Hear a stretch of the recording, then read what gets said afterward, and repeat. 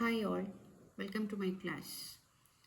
So, ഇത് class 10 CBSE 2026-27 batch already start ആയിട്ടുണ്ടാവും.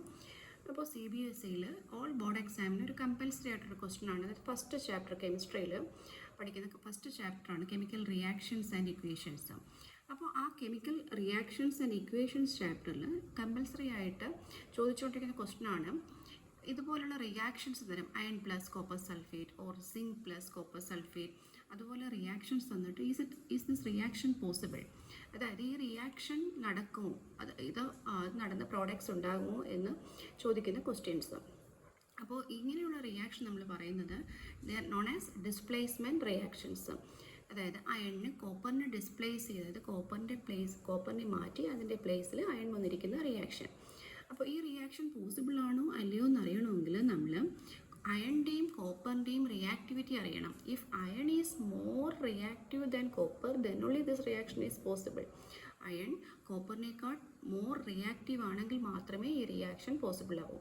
അപ്പോൾ അത് അറിയണമെങ്കിൽ നമ്മൾ ഒരു റിയാക്ടിവിറ്റി സീരീസ് അറിഞ്ഞിരിക്കണം. റിയാക്ടിവിറ്റി സീരീസ് അതായത് മെറ്റൽസിനെ അവയുടെ റിയാക്ടിവിറ്റി അനുസരിച്ച് ഓർഡർലി അറേഞ്ച് ചെയ്തിരിക്കുന്നതിനെയാണ് നമ്മൾ റിയാക്ടിവിറ്റി സീരീസ് എന്ന് പറയുന്നത്. അപ്പോൾ ആ ഓർഡർ പഠിക്കുന്നതിനുള്ളൊരു എളുപ്പ വഴിയാണ് ഇവിടെ കൊടുത്തിരിക്കുന്നത്. നിങ്ങൾ പലർക്കും അറിയാമായിരിക്കും, ഇതുപോലെ പല പല ട്രിക്കുകൾ യൂസ് ചെയ്യുന്നുണ്ടായിരിക്കും. എനിക്ക് അറിയാൻ പറ്റിയ ഒരു ട്രിക്കാണ് ഞാൻ ജസ്റ്റ് ഇവിടെ കൊടുക്കുന്നത്. അപ്പോൾ അതിൽ please stop calling me a careless zebra. I truly like her calling smart girl.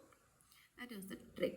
അപ്പോൾ അതിൽ ട്രിക്ക് എന്ന് വെച്ചാൽ P stands for potassium, S for sodium, Ca for calcium, M for magnesium, A for aluminium, C for carbon, Z for zinc, I for iron, T for tin, then L for lead, H for hydrogen, C for copper, S for silver and G for gold. Afterwards platinum also there.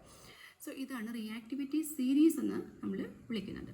അപ്പോൾ ഇവിടെ ടോപ്പിൽ അതായത് first കൊടുത്തിരിക്കുന്ന elements എല്ലാം more reactive ആണ്. Potassium, sodium, calcium ഇതെല്ലാം more reactive elements ആണ്. അപ്പോൾ ഗിവൺ റിയാക്ഷനിൽ അയണിലും കോപ്പറിനെയുമാണ് നമ്മൾ കമ്പയർ ചെയ്യേണ്ടത്, റിയാക്ഷൻ പോസിബിൾ ആണോ അല്ലയോ എന്ന് അറിയാൻ വേണ്ടി. അപ്പോൾ അയണിൻ്റെ പ്ലേസ് നോക്കേ. അപ്പോൾ അയൺ ഈസ് ഫസ്റ്റ് ദാൻ കോപ്പറിനെക്കാട്ടിയും ഫസ്റ്റാണ് അയൺ. അതായത് അയണിൻ്റെ റിയാക്ടിവിറ്റി കോപ്പറിനെക്കാട്ടിയും കൂടുതലാണ്. So iron can displace copper from copper sulphate. അപ്പോൾ നമുക്ക് എന്ത് പ്രോഡക്റ്റ് കിട്ടും? Iron plus copper sulphate will get FeSO4 plus copper. അതായത് ഡിസ്പ്ലേസ്മെൻറ്റ് റിയാക്ഷൻ ഈസ് പോസിബിൾ. അപ്പോൾ എപ്പോഴും റിയാക്ടിവിറ്റി സീരീസ് നന്നായിട്ട് അറിഞ്ഞിരിക്കണം ഇതുപോലത്തെ ക്വസ്റ്റ്യൻസ് ആൻസർ ചെയ്യാൻ വേണ്ടി. Thank you.